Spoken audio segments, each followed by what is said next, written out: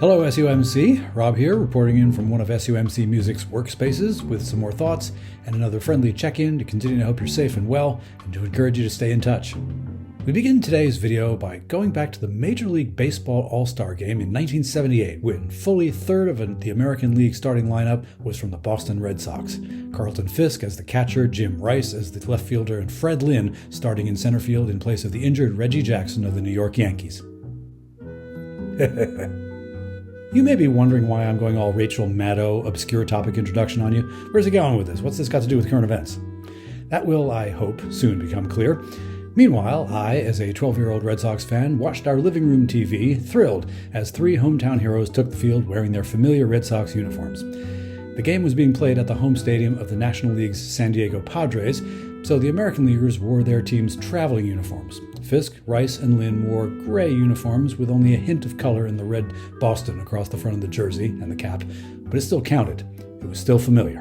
And the other 6 American League starters who took the field wore their team's road uniforms too, members of the same all-star team, but representatives of 5 or 6 different clubs, so 5 or 6 different uniforms. And in those days there was no ESPN, there were no cable superstations, and there was no interleague play.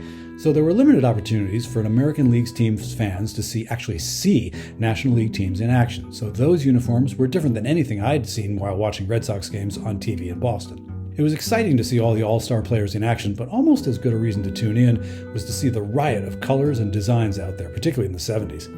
And at least up on our chancel, that's what this Sunday afternoon is going to look like. Wait, what? SUMC is hosting Sudbury's Interfaith Ecumenical Thanksgiving service that day, 3 o'clock.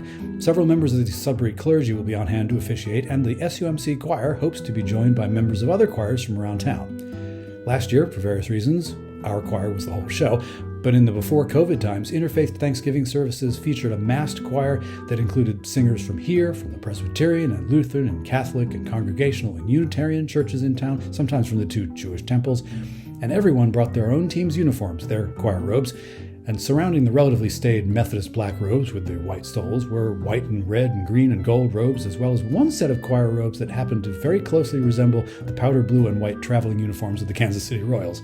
George Brett and Freddie Patek were the third baseman and shortstop who took the field representing the Royals in '78. Maybe I only include that detail for the benefit of my nephew.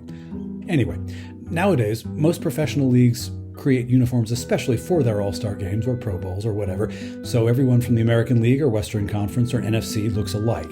Also, so they can sell those jerseys and make lots more money.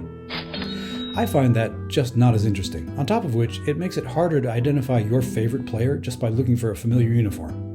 My point here is, as much as I've spent my professional music life being very aware of the importance, the psychological effect of everybody in a group wearing the same thing, I miss the days when if you were a New York Yankee, you wore your team's uniform during the All-Star Game. You represented your team by being there and by looking like your team always looked. In the 70s, Boston baseball fans hardly ever got to see what the Padres or Dodgers or Astros wore or how they played the game, because they played elsewhere in media markets that Boston TV wasn't able to show. And in Sudbury, if you come to SUMC every Sunday to worship, it means you can't see what the Lutherans or Unitarians or Presbyterians are up to, since you're here and they're there.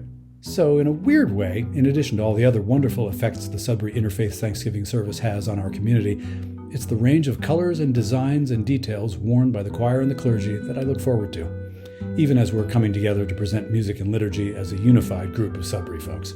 This Sunday afternoon at 3 p.m. in our sanctuary. Come see.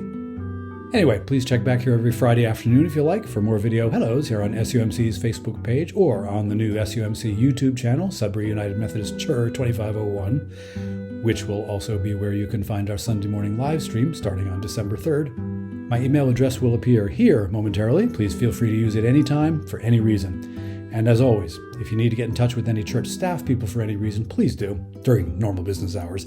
Because no matter how, no matter what, doing the work of the church together is the big thing. Keep in touch, keep the faith, stay connected.